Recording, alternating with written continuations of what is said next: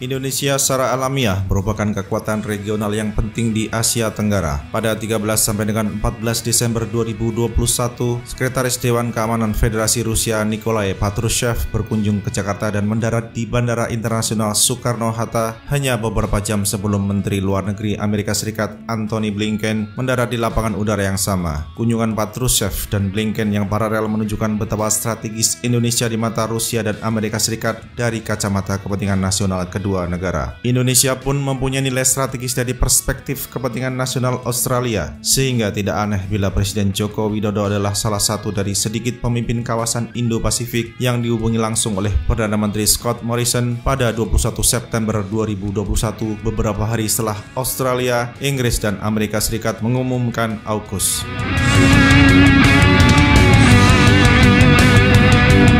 Terbentuknya AUKUS pada 15 September 2021 dapat dilihat sebagai upaya untuk melakukan perimbangan kekuatan di Asia Pasifik. Melalui fakta tersebut, Australia antara lain mendapatkan teknologi kapal selam nuklir dari Inggris dan Amerika Serikat, suatu hal yang mendorong negara-negara tetangga, utamanya Indonesia, memberikan perhatian khusus. Dalam komunike Kementerian Luar Negeri Republik Indonesia pada 17 September 2021, dinyatakan bahwa Indonesia sangat prihatin atas terus berlanjutnya perlombaan senjata dan proyeksi kekuatan militer di kawasan. Selain itu, Indonesia menekankan pentingnya komitmen Australia untuk terus memenuhi kewajibannya mengenai non-proliferasi nuklir.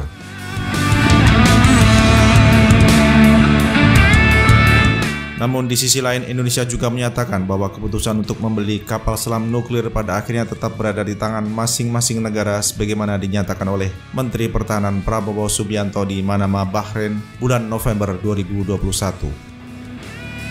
The emphasis of every country is to protect their national interest.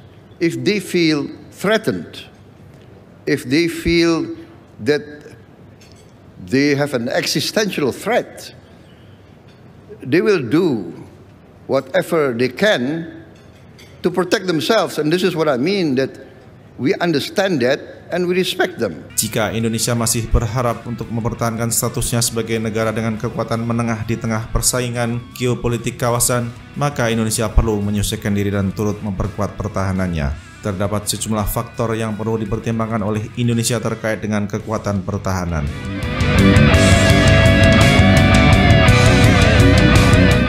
Pertama, meningkatnya agresivitas Cina di kawasan Laut Cina Selatan menyebabkan Indonesia perlu mempersiapkan diri untuk menghadapi potensi ancaman langsung di dalam kawasan. Di sisi lain, terbentuknya AUKUS yang dipercaya sebagai upaya untuk menekan pengaruh Cina di kawasan juga mengharuskan Indonesia untuk segera memilih strategi yang paling tepat untuk mempertahankan statusnya dalam kawasan. Upaya mempertahankan status tersebut membutuhkan keterpaduan pendekatan diplomasi dan pertahanan, sebab diplomasi dan pertahanan adalah dua sisi dari koin yang sama.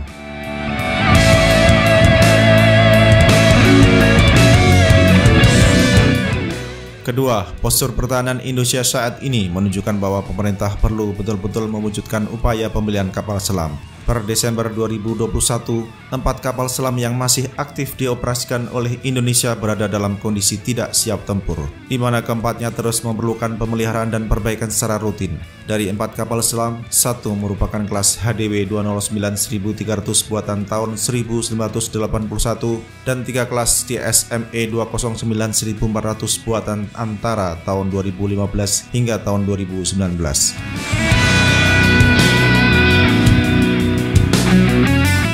Terkait AUKUS, salah satu pertanyaan publik yang mengemuka adalah bagaimana Indonesia merespon hal tersebut dari aspek kekuatan pertahanan. Dalam MEF 2020-2024, Kementerian Pertahanan telah merencanakan akuisisi sejumlah kapal selam diesel elektrik untuk memulihkan kemampuan peperangan bawah air Indonesia yang mengalami kemunduran sejak dekade silam. Dengan mempertimbangkan perkembangan lingkungan strategis dan postur pertahanan Indonesia saat ini, kapal selam seperti apakah yang perlu dibeli oleh Indonesia?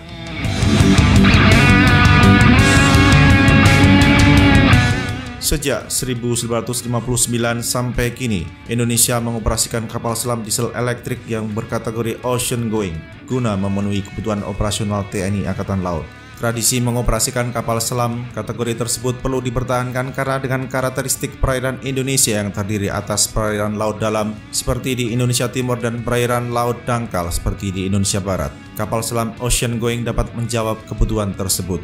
Mayoritas kapal selam diesel elektrik yang berkategori ocean going juga dapat dioperasikan untuk perairan littoral seperti yang ditunjukkan oleh kapal selam buatan Eropa yang digunakan oleh Singapura dan Malaysia. Dengan mempertimbangkan kemajuan teknologi, kapal selam yang akan dibeli oleh Indonesia hendaknya memiliki kemampuan meluncurkan rudal anti kapal permukaan guna melumpuhkan sasaran kapal permukaan.